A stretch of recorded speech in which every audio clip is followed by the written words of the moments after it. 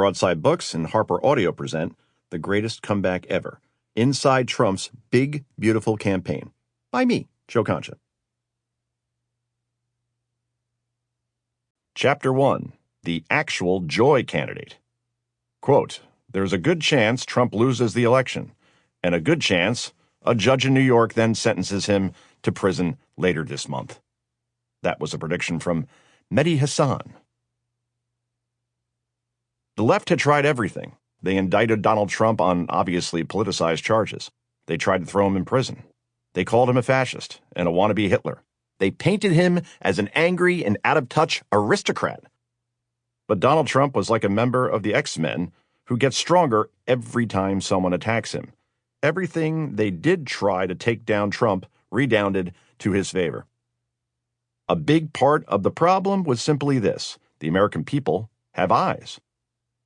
Confronted with the Chicken Little hysteria from the left, ordinary, reasonable people looked at Donald Trump pumping his fists, dancing to the YMCA, working at McDonald's, making jokes about Hannibal Lecter, and hanging out with Joe Rogan. Angry authoritarian? This guy?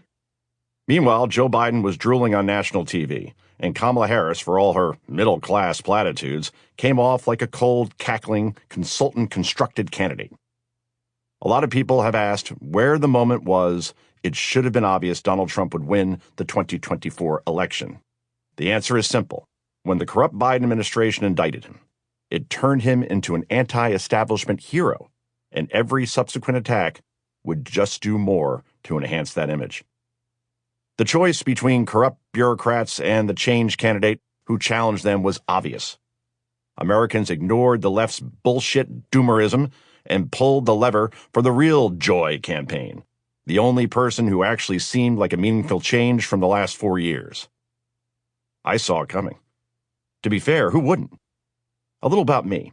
Even on cold days, I like to hike. I can write and think and research, and the open air does the brain good. It's moments like these when my best ideas come to fruition.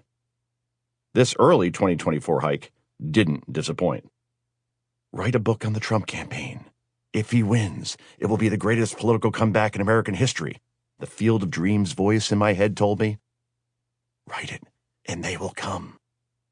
In retrospect, the fact that you're listening to this book is one of the better decisions I have ever made outside of buying that stock in NVIDIA. But at the time, this book idea was still a risky proposition, simply for the unknown alone. Will Biden make it to Election Day? Will Democrats throw Trump in jail? Will another pandemic be unleashed on us again and screw up another election? I decided to bounce the idea off my editor at HarperCollins, a major publishing company responsible for my first 2 books. Said editor is a straight shooter and would tell me if it was a bad idea. But he quickly agreed, noting that if I signed a deal and Trump was defeated or made an inmate, I could always pivot to a plan B in terms of content. I had already hit the bestseller list twice for my previous 2 offerings during the Biden years, so they had confidence in my ability to write the kind of stuff readers found compelling regardless of the topic.